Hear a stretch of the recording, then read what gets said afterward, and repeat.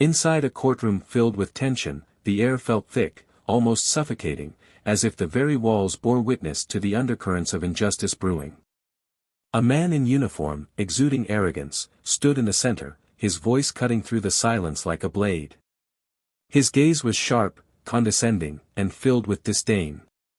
"You think you're above the law just because you wear that robe?" he spat, his tone dripping with venom. The room stiffened.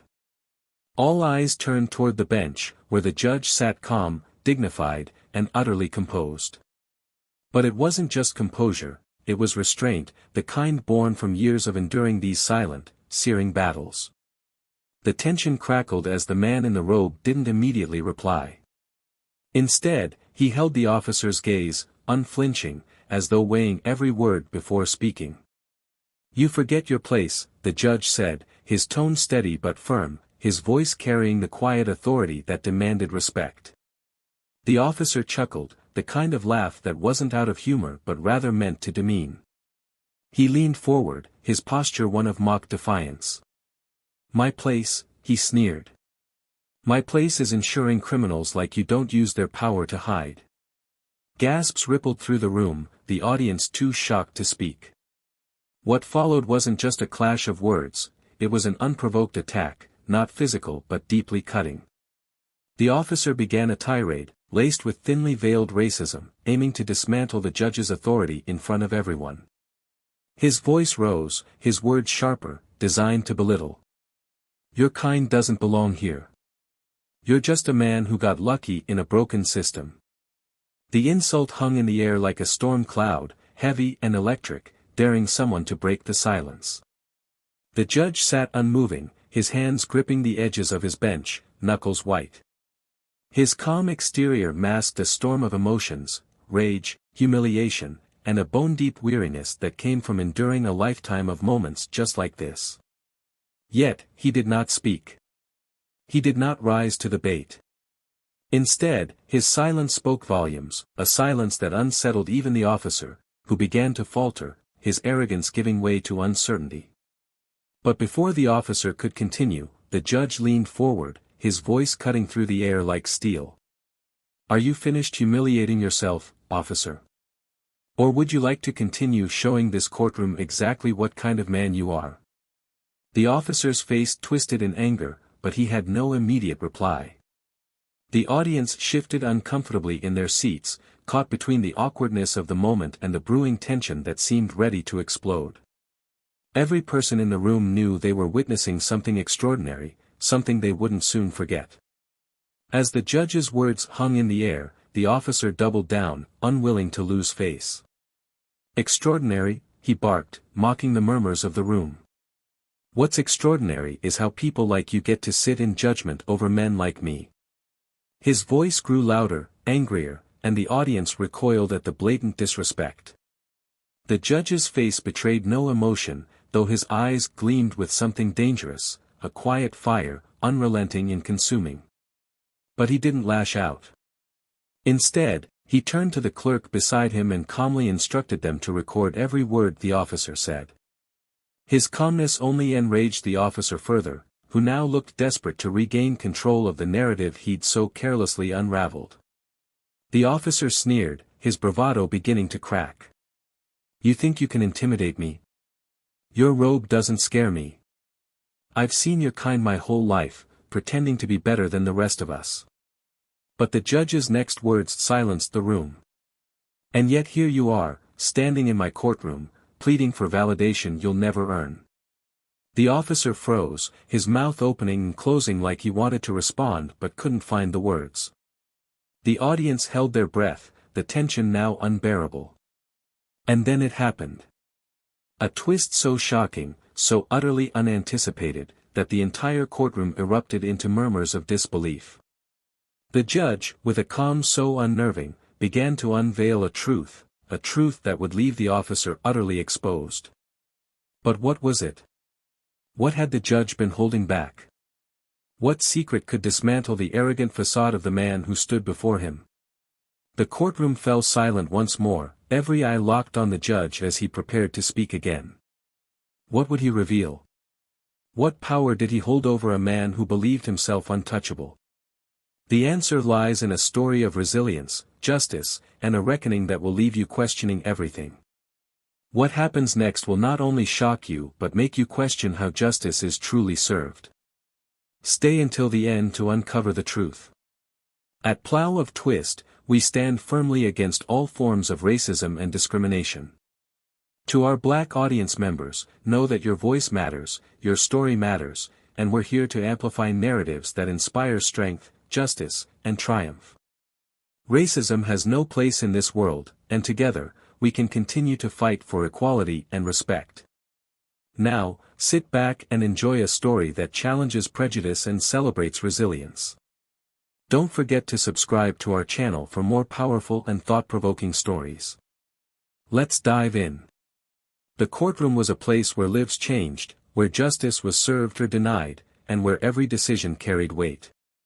Its walls, high and imposing, seemed to absorb the tension of countless trials that had unfolded within them. The benches were filled with people from all walks of life, their faces a mosaic of anticipation, anxiety, and, in some cases, indifference. Today, however, the room hummed with an undercurrent of unease, as though everyone present could sense that something significant was about to happen. Behind the bench sat Judge Malcolm Graves, a man of measured authority and quiet dignity. His presence alone commanded respect, not through force or arrogance, but through the sheer weight of his experience and the integrity he carried into every decision. Malcolm was a man who had climbed every rung of the ladder with relentless determination, navigating the unspoken biases that had tried to block his way. Born and raised in Birmingham, Alabama, during the tail end of the civil rights movement, Malcolm knew the sting of discrimination early in life. His parents, both educators, had instilled in him an unshakable belief in justice and the power of perseverance.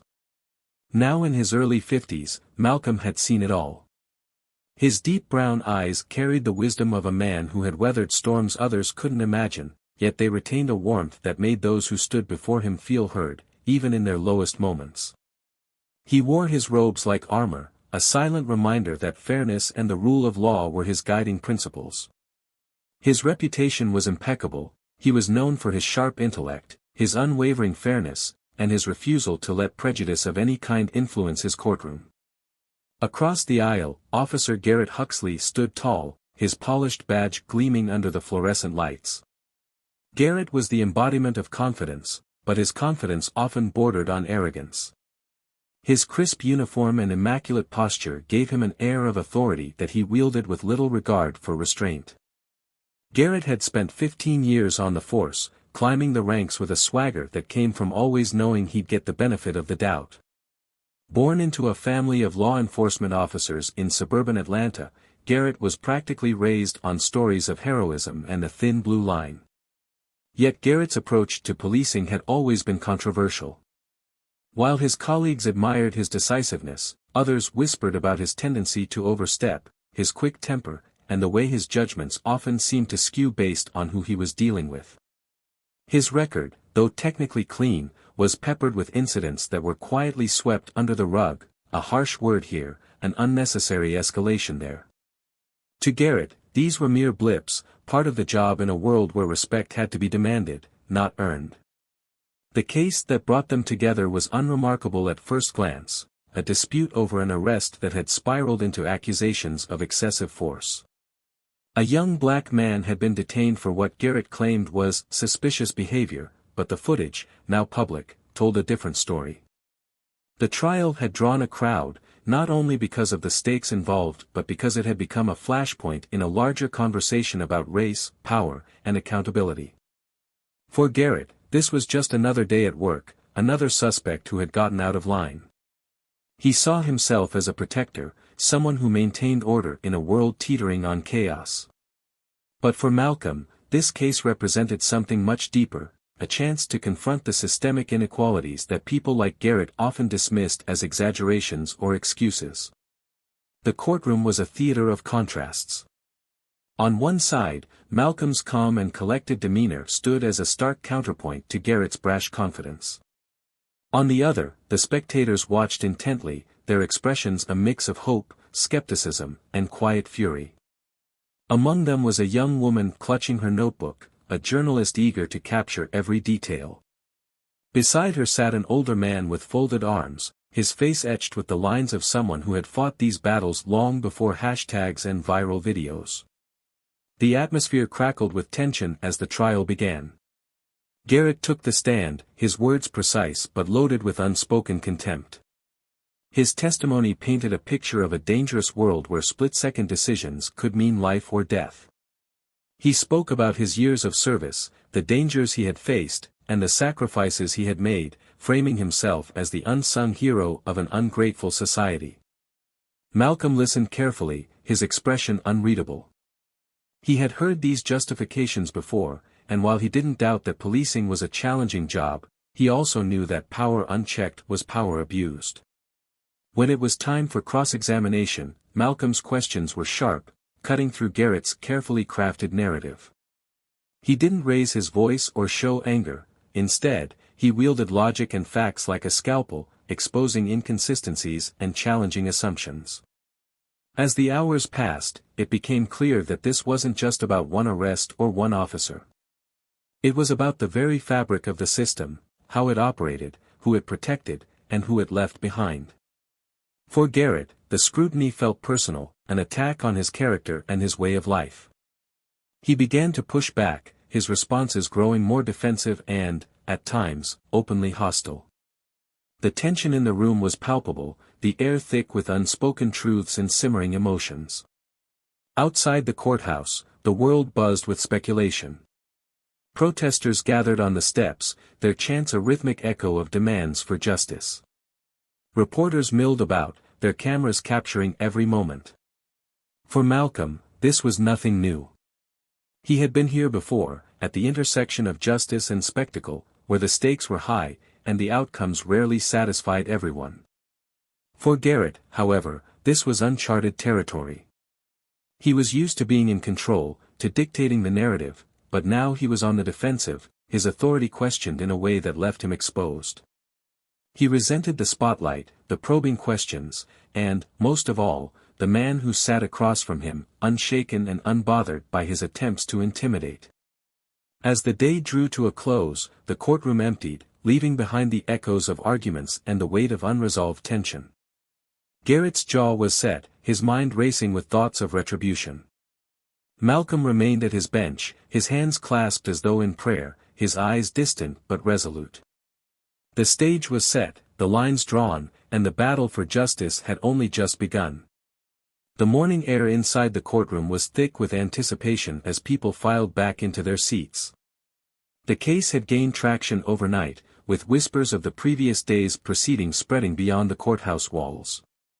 Outside, a growing crowd of protesters chanted for justice, their voices blending with the hum of reporters delivering live updates.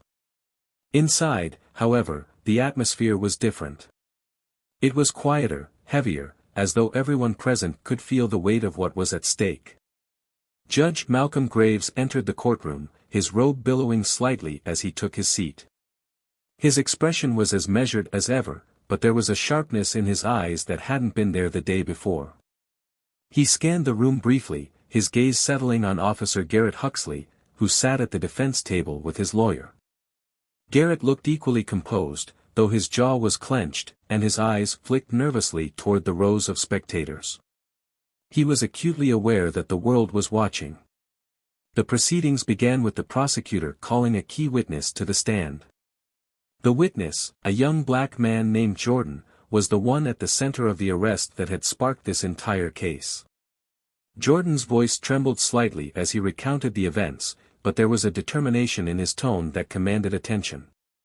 He described how he had been walking home after work, how Garrett had stopped him without cause, how the situation had escalated when he asked why he was being detained. His words painted a vivid picture of fear, confusion, and helplessness. Garrett's lawyer, a sharp-tongued man named Allen, rose for cross-examination. He began to pick apart Jordan's testimony, his questions pointed and unrelenting. Allen's tone was calm but calculated, designed to cast doubt on Jordan's credibility. Malcolm watched the exchange closely, his expression unreadable, but his fingers tapped lightly on the bench, a subtle indication of his growing unease. When it was Garrett's turn to testify again, his demeanor shifted. He spoke with a forced confidence, his voice firm but slightly strained. He described the arrest from his perspective, painting Jordan as uncooperative and combative. He emphasized his years of experience, his training, and his commitment to protecting the community.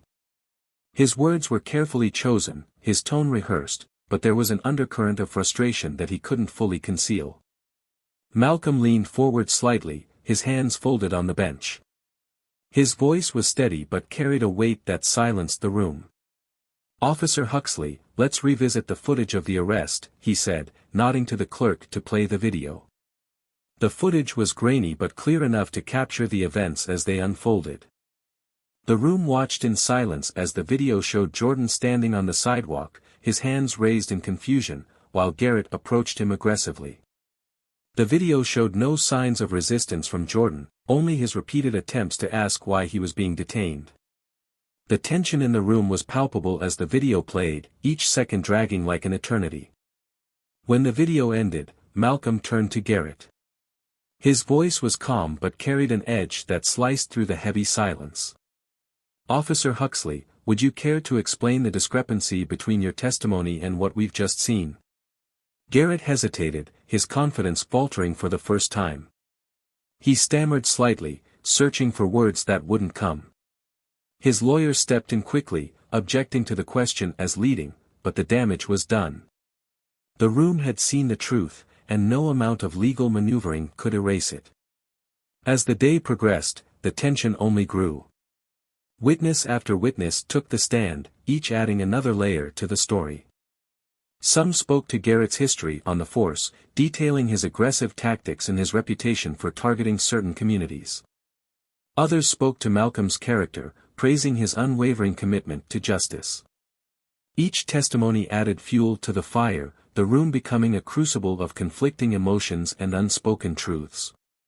During a brief recess, Malcolm retreated to his chambers. He sat at his desk, his hands clasped in front of him, his mind racing. He thought about Jordan, about Garrett, about the system that had allowed this moment to happen. He thought about his own journey, the obstacles he had faced, the battles he had fought to sit in this very chair. He thought about the weight of the gavel in his hand, the responsibility it carried. When the trial resumed, Malcolm's demeanor was more resolute than ever. He listened intently as the closing arguments were made, his eyes never leaving the speakers. The prosecutor's words were sharp and direct, painting a picture of systemic failure and unchecked power. Allen's arguments, while polished, seemed hollow in comparison, his attempts to deflect blame growing more desperate. As the day drew to a close, the tension in the room was nearly unbearable. Garrett sat rigidly at the defense table, his fists clenched under the table. Malcolm's voice broke the silence as he addressed the courtroom, his tone steady but firm. "This case is not just about one incident. It is about accountability, about the standards we hold ourselves to as a society, and about the kind of justice we want to uphold."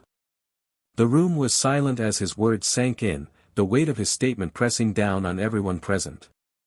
Garrett's face was a mask of defiance, but his eyes betrayed a flicker of doubt, a crack in the armor he had so carefully constructed. The tension was at its peak, the room a powder keg waiting to explode. Everyone knew that the next step would be critical, that the truth would finally come to light. As the spectators filed out of the courtroom, their faces a mix of anger, hope, and exhaustion, the question lingered in the air: what would happen next? In the quiet of his chambers, Malcolm sat alone, the gavel resting on his desk.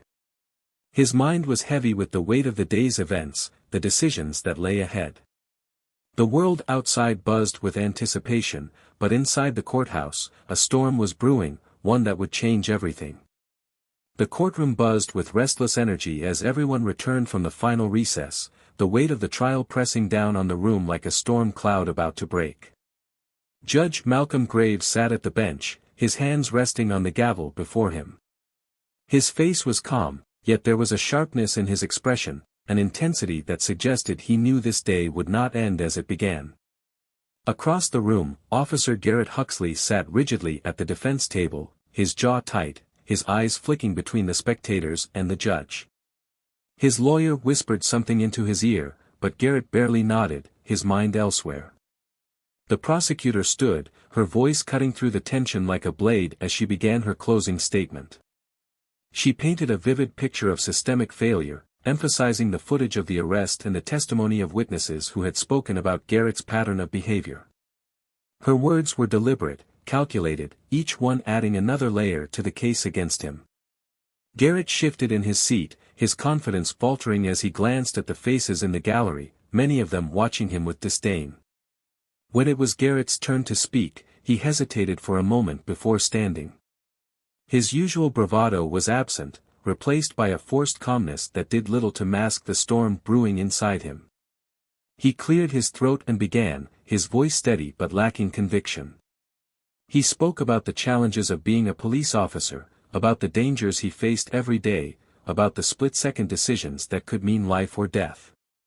He avoided addressing the footage directly, instead framing himself as a victim of public opinion and media bias. The courtroom was silent as he spoke, the audience hanging on his every word. But there was an unease in the air, a sense that his words were hollow, that they didn't quite match the gravity of what had been shown and heard over the past few days. Garrett glanced at the judge, his eyes narrowing slightly as he added a subtle jab, a remark about the difficulty of working under constant scrutiny from people who've never worn a badge.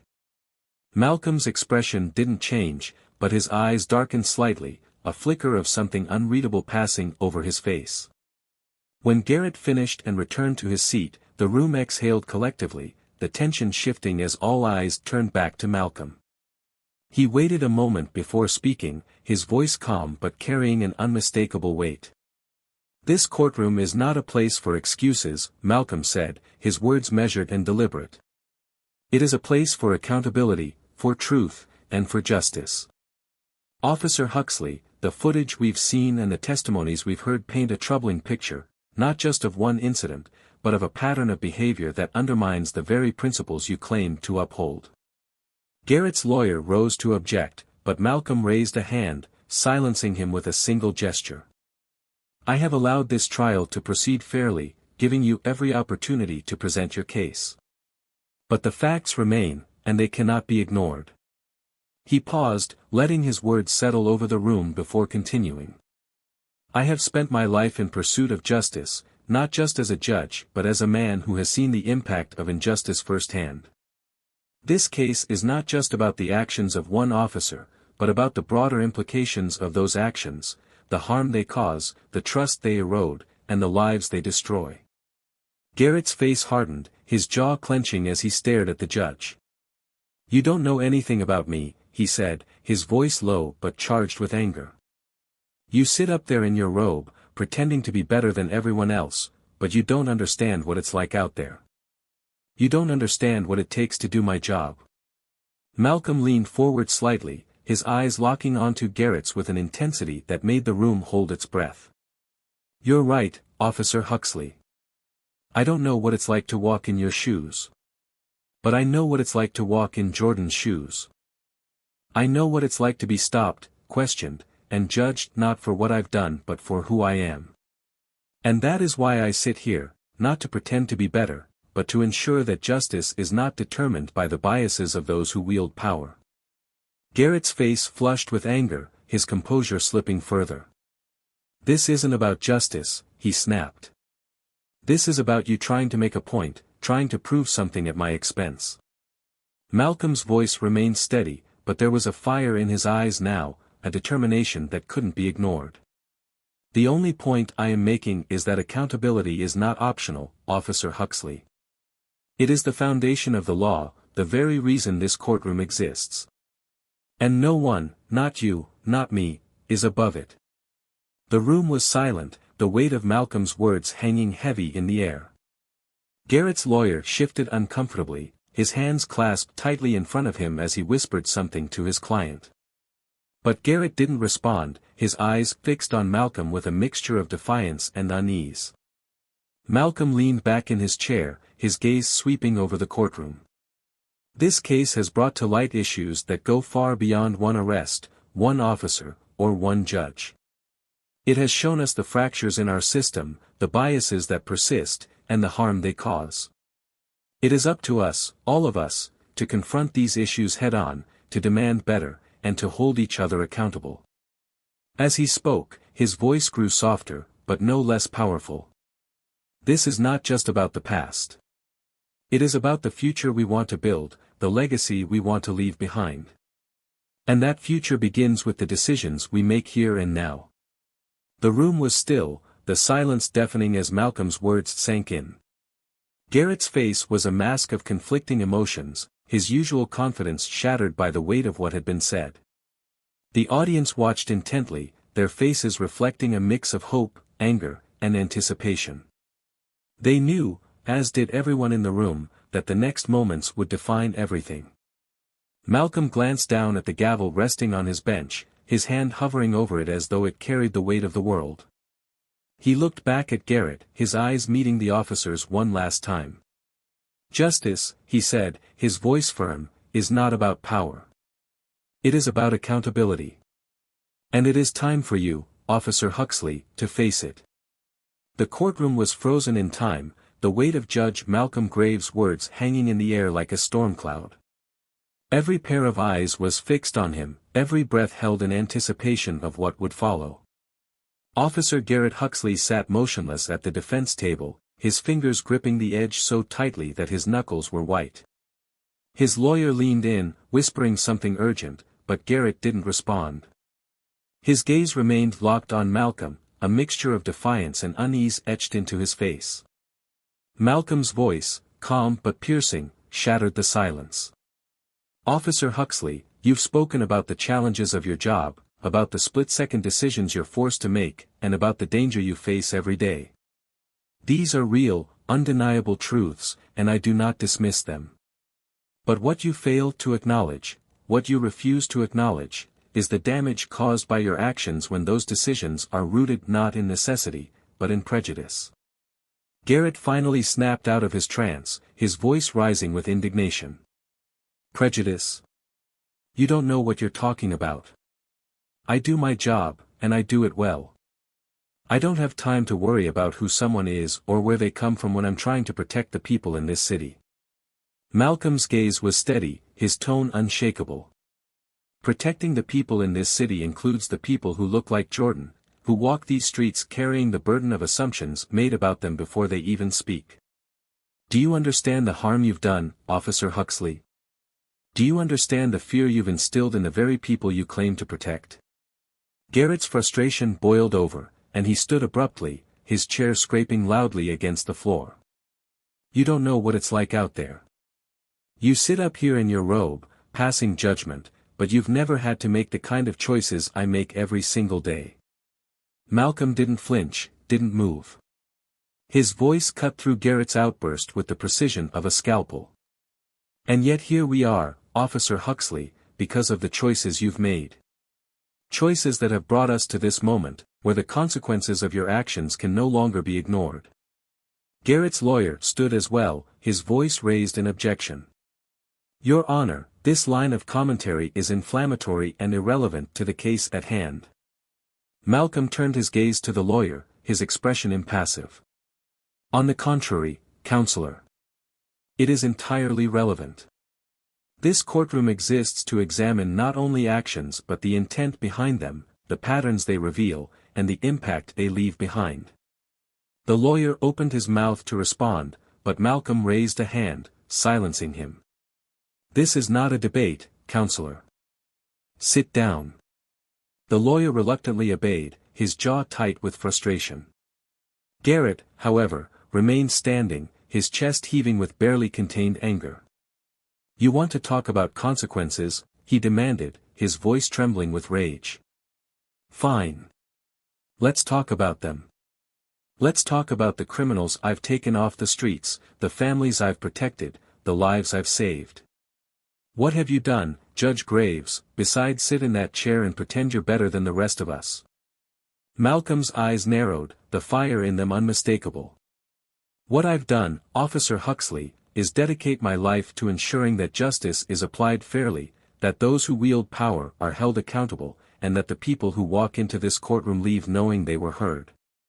That is what I've done. Garrett's laugh was sharp and bitter, echoing in the tense silence. Fairly? Don't make me laugh. You think this trial is fair? You think I'm sitting here because of what I've done? No. I'm here because of who I am. Because I wear this uniform. Because I enforce the law. Malcolm's voice dropped, low and steady, each word deliberate. You are here, Officer Huxley, because of the choices you've made. Because of the harm those choices have caused. And because no one, not even someone in uniform, is above the law. Garrett's defiance faltered, a flicker of doubt crossing his face, but he quickly masked it with a sneer. You talk a lot about the law, Judge Graves, but let's be honest. The law is just words on a page. What matters is who has the power to enforce it. Malcolm leaned forward slightly, his hands clasped on the bench. And that is precisely why you are here. Because power without accountability is not justice. It is tyranny. The room was deathly silent, the tension almost unbearable. Garrett's face was a storm of emotions, anger, frustration, fear, all warring for control. He opened his mouth to speak, but before he could, Malcolm continued, his voice rising slightly, filled with conviction. This case is not just about you, Officer Huxley. It is about the people you have harmed, the trust you have betrayed, and the system you represent. It is about ensuring that the law applies equally to everyone, regardless of their title, their status, or their uniform. Garrett's shoulders slumped slightly, the fight draining out of him as the weight of Malcolm's words bore down on him. His lawyer placed a hand on his arm, whispering something urgently, but Garrett didn't respond. He sank back into his chair, his head bowed, his confidence shattered. Malcolm straightened in his seat, his gaze sweeping over the courtroom. This is not an easy case. It is not an easy conversation. But it is a necessary one. Because if we are to move forward as a society, we must confront the truths we would rather ignore. And we must hold ourselves, and each other, to the highest standards of justice. The silence that followed was deafening, the room holding its collective breath as the gravity of Malcolm's words settled over them. Garrett sat motionless, his hands clenched tightly in his lap, his face pale. The spectators watched intently, their expressions a mixture of hope, anger, and anticipation. Malcolm's voice broke the silence one last time, quiet but firm. Justice is not just a word. It is a principle. It is a responsibility. And it is what this court will uphold.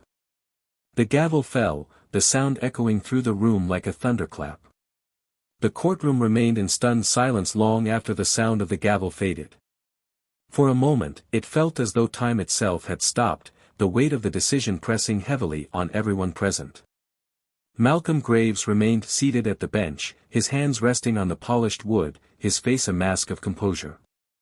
Inside, however, he felt the familiar heaviness of responsibility settle over him.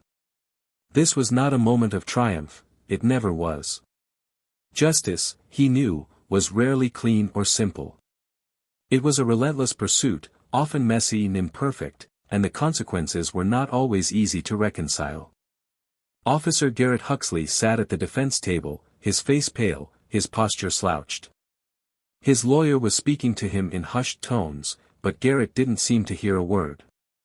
His hands rested limply on the table, his fingers twitching slightly as though grasping for something intangible.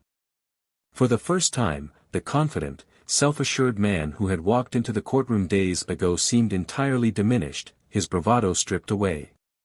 His eyes darted to the faces in the gallery, searching for something, sympathy, perhaps, or validation, but finding only blank stares or thinly veiled contempt. The spectators began to stir, the initial shock giving way to murmurs that rippled through the room. Conversations buzzed quietly, the words indistinct but carrying a palpable mix of emotions. Some were relieved, others visibly angry, their expressions betraying the weight of their own experiences with a system that had failed them before. A young woman near the front wiped at her eyes, her hands trembling slightly as she held onto a notebook. Beside her, an older man leaned back in his seat, his arms crossed tightly over his chest, his jaw set in grim satisfaction. Malcolm rose slowly, his movements deliberate, and the room fell silent once more. His voice, when he spoke, was calm but resolute. This court's decision is not the end of the conversation. It is a step, one among many, toward addressing the challenges we face as a society. Justice demands accountability, but it also demands that we examine ourselves, our systems, and the biases that influence them. He paused, his gaze sweeping over the room, taking in the diverse faces before him. What we do next matters. Not just in this courtroom, but beyond it. The choices we make, the conversations we have, the actions we take, will determine whether this moment becomes a turning point or just another instance of fleeting resolve. The room remained still, the weight of his words pressing down on those gathered. Malcolm turned and stepped away from the bench, disappearing into his chambers, leaving the courtroom to process the aftermath. The gallery began to empty slowly, the energy in the room shifting as people filed out into the bright light of day. Outside, the scene was chaotic. Protesters chanted louder now, their voices echoing against the courthouse walls.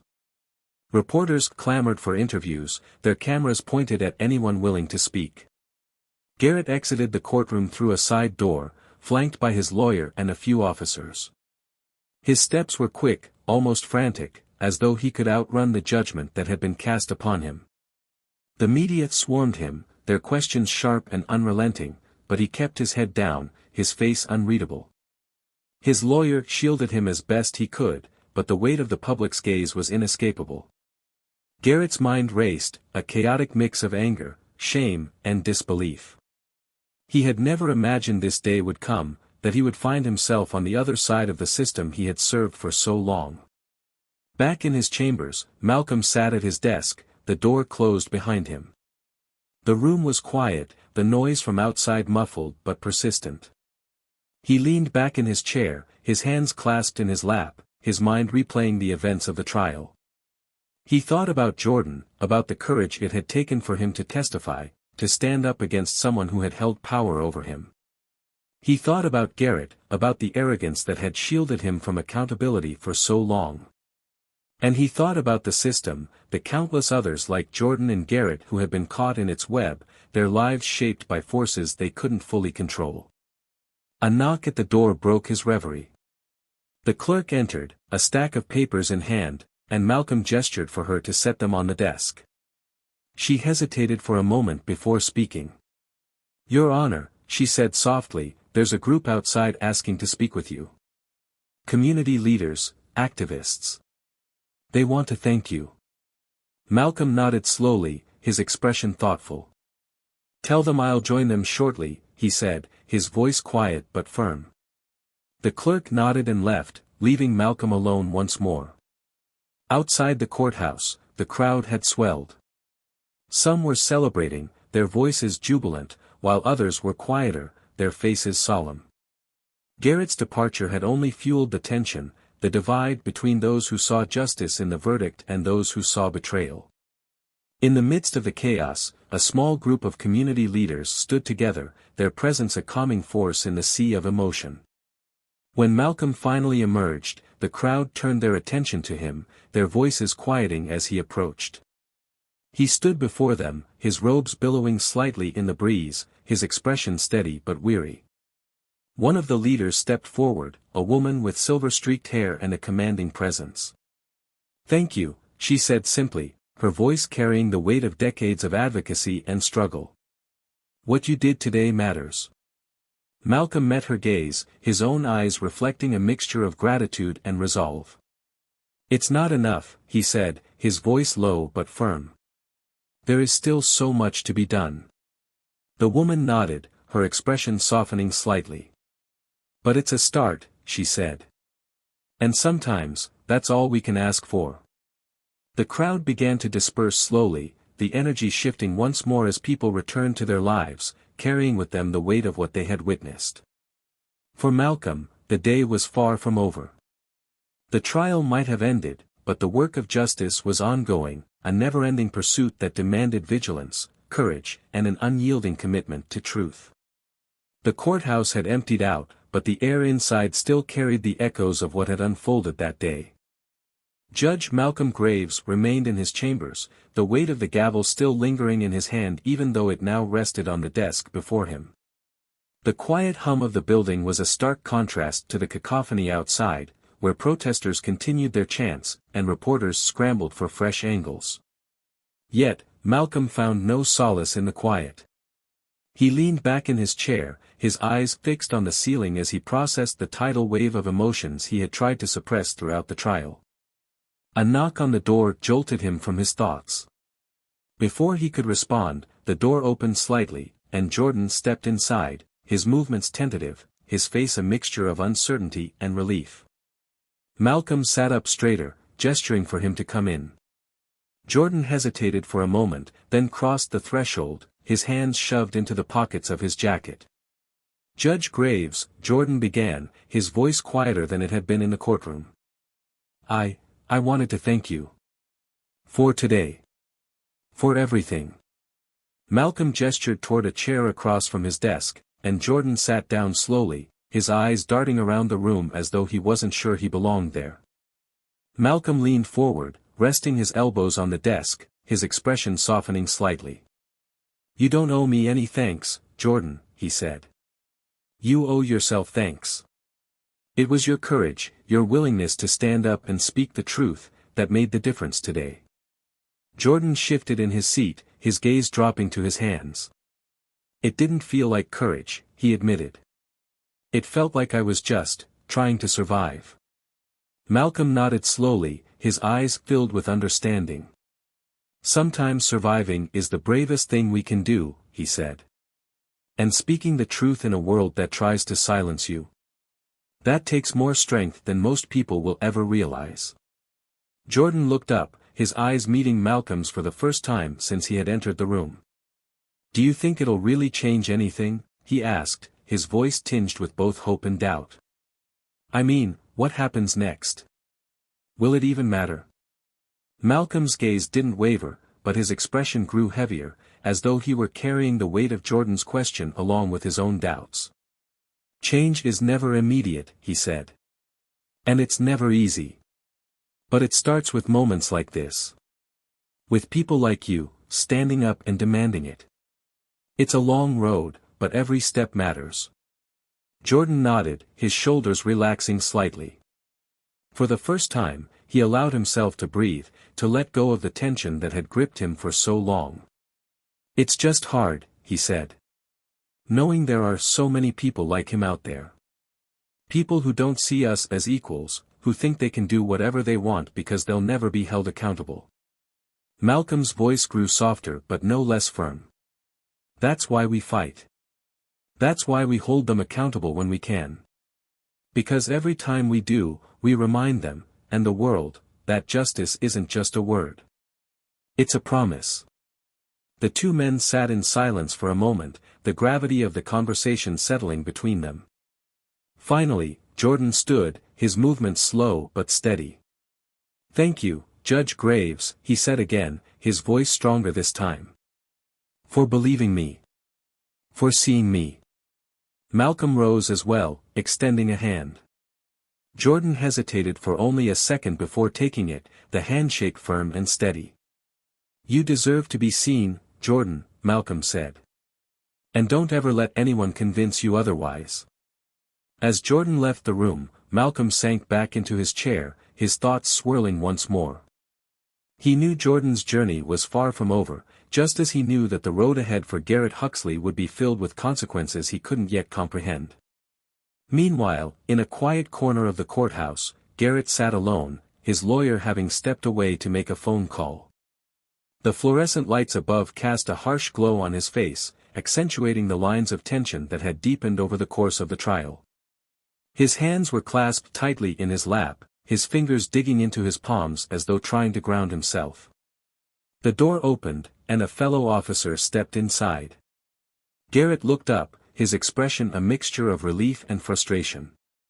"Miller," he said, his voice hoarse. You've got no idea what kind of day I've had. Officer Miller crossed his arms, leaning against the wall as he studied Garrett. His expression was unreadable, but there was a tension in his posture that Garrett didn't notice, or chose to ignore. I've been watching the news, Miller said after a moment. Looks like things didn't go your way. Garrett scoffed, leaning back in his chair.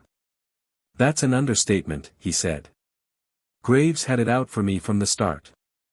This whole thing was a setup. Miller didn't respond immediately, his eyes narrowing slightly as he watched Garrett. You really believe that? He asked, his voice calm but edged with something sharp. You think this was about Graves?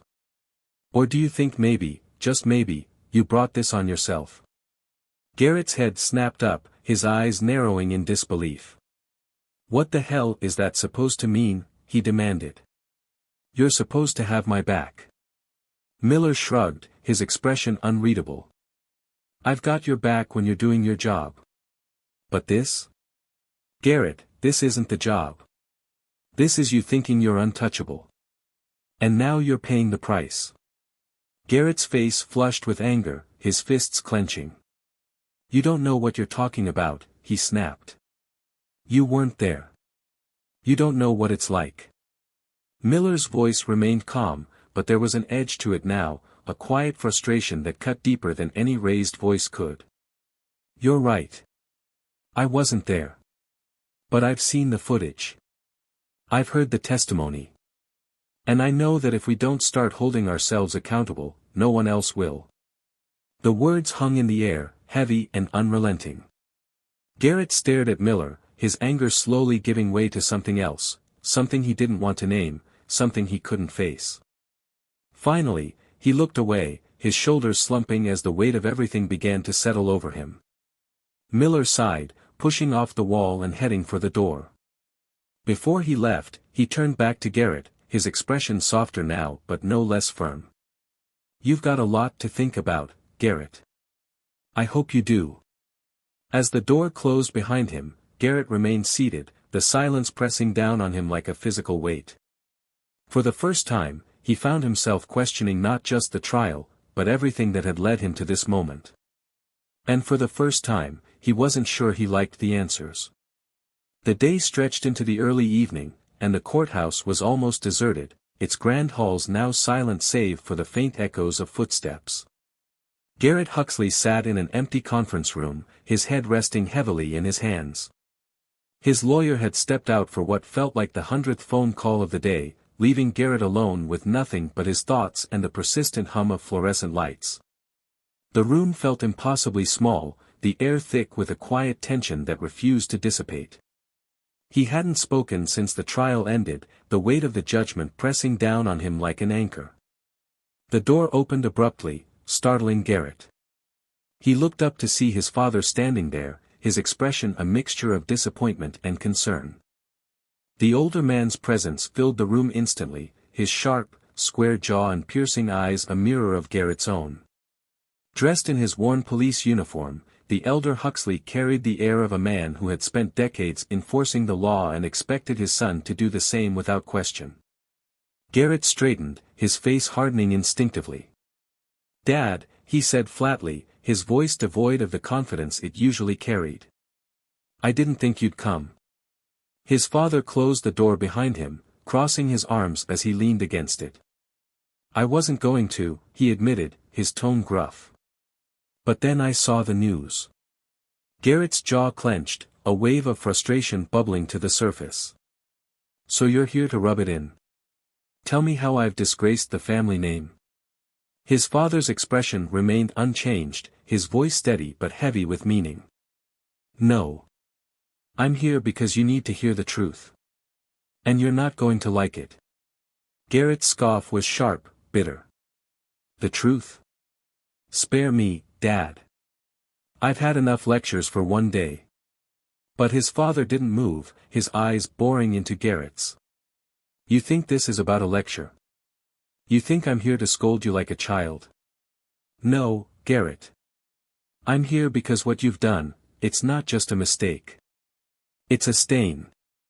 On you. On this uniform. On everything I taught you. Garrett shot to his feet, his chair scraping loudly against the tile floor. What you taught me? You mean how to do my job? How to keep order? How to make sure these streets are safe?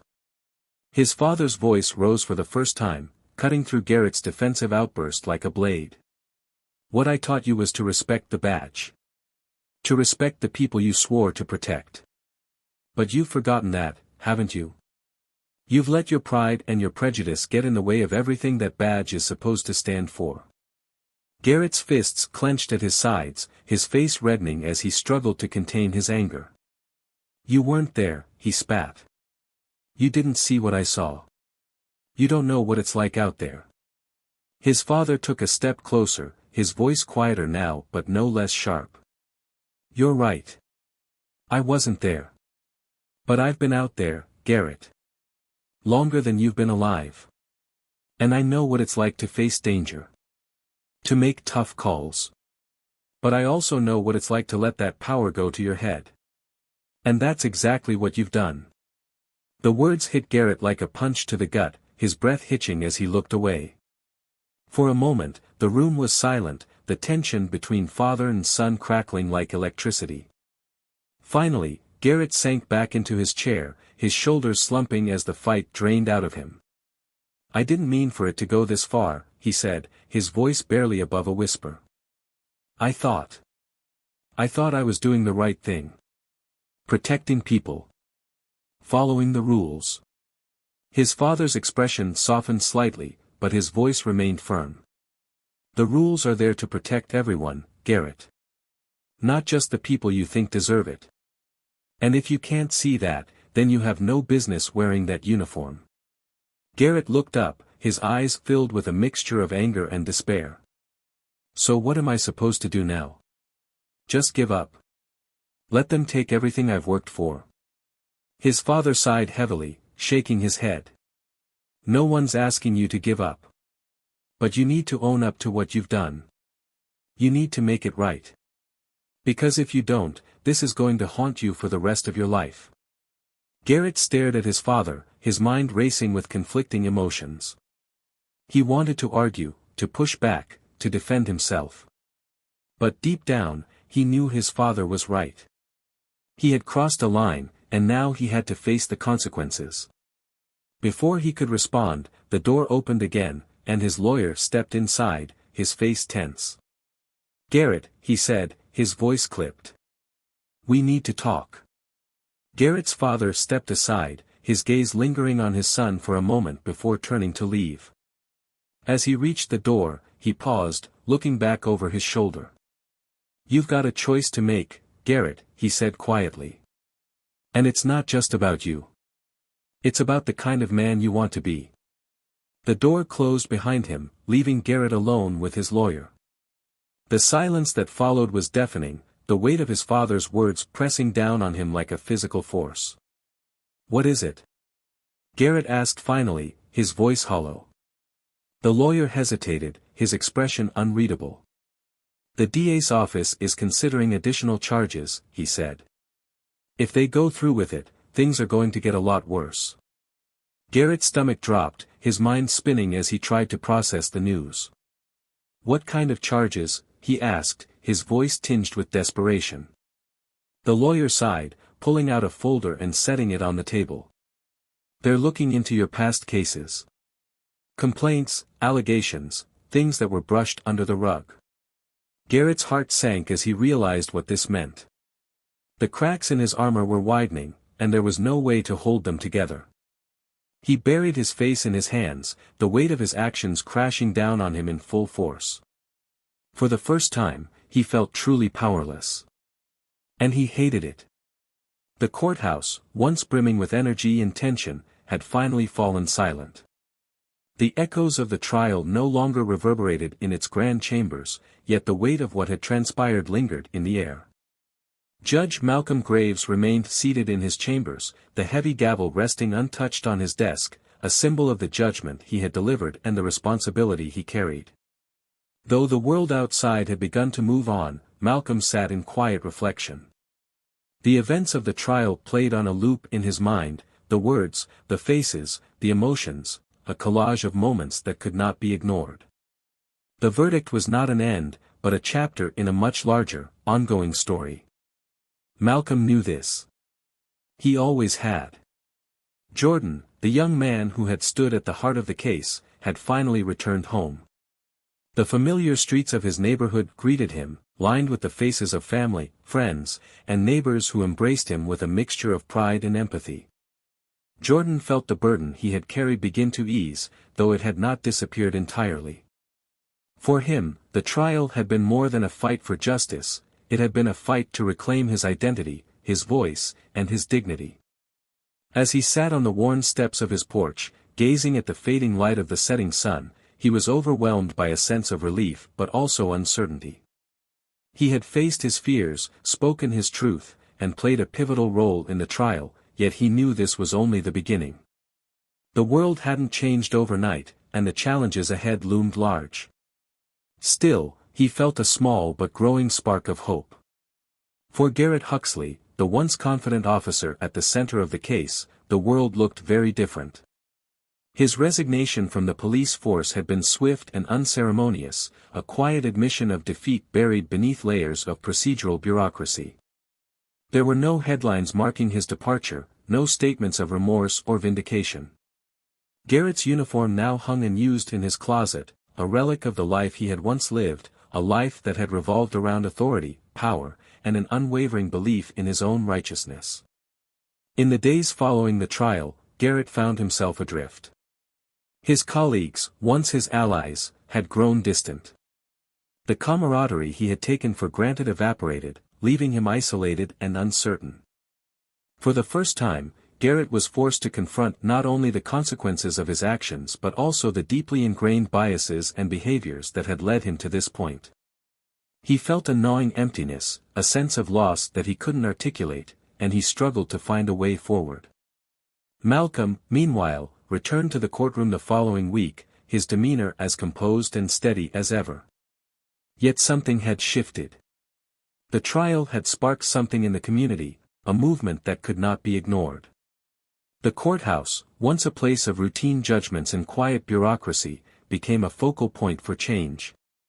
Malcolm found his docket filled with new cases brought forward by people who, inspired by Jordan's courage, had decided to speak up. The stories were as diverse as the people telling them, yet they shared common threads: injustice, marginalization, and a yearning to be heard.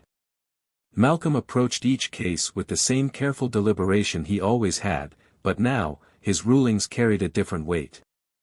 They were not just judgments, they were statements, signals to the community that accountability mattered and that justice was a principle to be upheld, not a privilege to be bestowed. Jordan's life took a new trajectory in the months that followed. The experience of the trial had left an indelible mark on him, shaping his sense of purpose. He enrolled in college, determined to study law, not out of admiration for the system but out of a deep desire to change it. Jordan wanted to become an advocate, a defender of those who, like him, had felt powerless in the face of authority. He threw himself into his studies with a fervor that surprised even him, fueled by the memory of the trial and the knowledge that his voice could make a difference. Jordan's journey was far from easy, but each challenge he faced only strengthened his resolve. He began to see himself not just as a survivor but as a catalyst for change. Garrett, on the other hand, struggled to find his footing.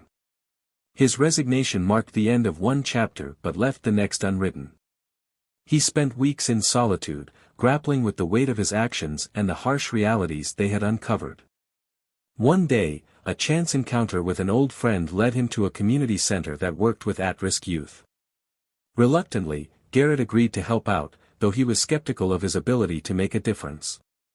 At first, his presence was met with suspicion. The young people at the center knew who he was and what he had done. But as the weeks turned into months, Garrett began to listen, to their stories, their struggles, and their hopes. Slowly, the walls began to come down, both theirs and his. For Garrett, the experience was not a redemption arc but the beginning of an uncharted path, one that forced him to confront the humanity he had ignored for so long. Malcolm, ever the steady presence, continued his work with quiet determination. His chambers filled with letters, some expressing gratitude, others frustration, and still others hope. One letter in particular stood out, a note from Jordan, written in careful, deliberate handwriting. It was short but heartfelt, thanking Malcolm for his fairness and for giving him a platform to be heard. Malcolm read the letter several times, each word resonating deeply. He folded it neatly and placed it in his desk drawer, a small but powerful reminder of why he did what he did. As time passed, the ripples of the trial spread further. Policies were revisited, practices scrutinized, and conversations about justice grew louder. It wasn't a revolution, but it was a beginning, an evolution of thought and action. For every step forward, there were obstacles, but the momentum was undeniable. Malcolm watched these changes unfold with a cautious optimism. He knew that progress was slow and often met with resistance, but he also knew that moments like the trial were stepping stones towards something greater. Now, as the story reaches its conclusion, I ask you to reflect on what it means to seek justice, to hold ourselves and others accountable. This story wasn't about heroes or villains, it was about people, flawed and complex, navigating a world that often fails to see them as they are. It was about the courage to speak out, the humility to listen, and the strength to change. What would you have done in their shoes? How can we, as a society, move forward to ensure that justice is not just an ideal but a reality? Share your thoughts in the comments below. Let's continue this conversation together. If this story resonated with you, if it made you think, feel, or see the world a little differently, I invite you to subscribe to Tales of Twist. Here, we explore stories that challenge, inspire, and remind us of the power of humanity. Don't forget to like this video, share it with someone who needs to hear it, and stay tuned for more narratives that delve deep into the human experience. Thank you for being part of this journey, and we'll see you next time.